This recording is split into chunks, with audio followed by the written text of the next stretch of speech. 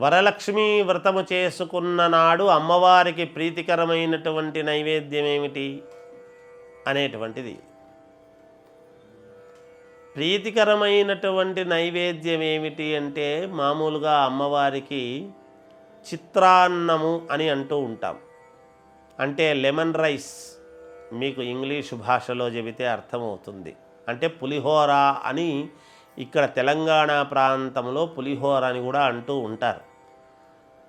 అలాంటిది దద్దోజనము, పెరుగన్నము, తర్వాత పూర్ణము, బూరెలు అంటే భక్ష్యాలు, కుడుములు, ఇవన్నీ కూడా అమ్మవారికి చాలా ప్రీతికరమైనటువంటివి. శనగపప్పు ముందు శుభానికి ఎప్పుడూ కూడా పూర్వము పెళ్ళి జరుగుతుంది అంటే శనగపప్పు పాయసం అని చేసేటువంటి వాళ్ళు, అది చాలా లక్షణకరము. అలాగే పెళ్ళిలో ఎప్పుడూ కూడా చిత్రాన్నం అనేటువంటిది చేస్తారు, అది లక్షణకరం. ఇవి రెండు లక్షణకరాలు. అలాగే కోసుంబరి, పెసరపప్పు కోసుంబరి అని చేస్తారు, అది కూడా లక్షణకరం.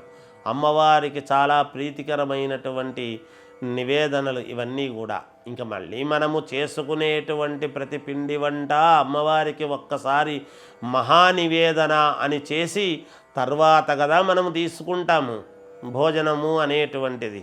అందుకని అమ్మవారికి అన్నీ ప్రీతికరమే. ముఖ్యముగా కావాల్సినటువంటిది ఏమిటి అంటే శనగపప్పు, బెల్లము, యాలకులు దీంతో తయారు చేసినటువంటి బూరెలు, పూర్ణం బూరెలు అని అంటూ ఉంటారు. పూర్ణం బూరెలు, తర్వాత ఈ చిత్రాన్నము, దద్దోజనము, ఇవన్నీ కూడా అమ్మవారికి ప్రీతికరమైనటువంటివి. కాబట్టి ఇవి నివేదనలు చేస్తే మీకు తొందరగా ఫలితాలు లభిస్తాయిగా.